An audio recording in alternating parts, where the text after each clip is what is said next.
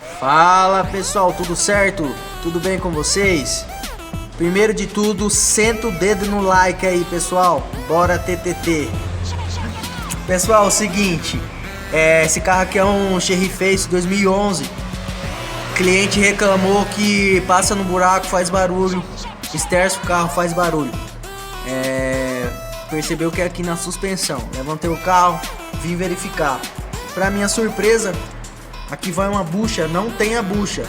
Automaticamente fica escutando essa sinfonia aqui, ó. Beleza, pessoal? Já estou com a peça na mão. Vamos colocar a bucha da caixa aqui. Está aqui, ó. Já pronta para ser trocada. Depois eu volto aí.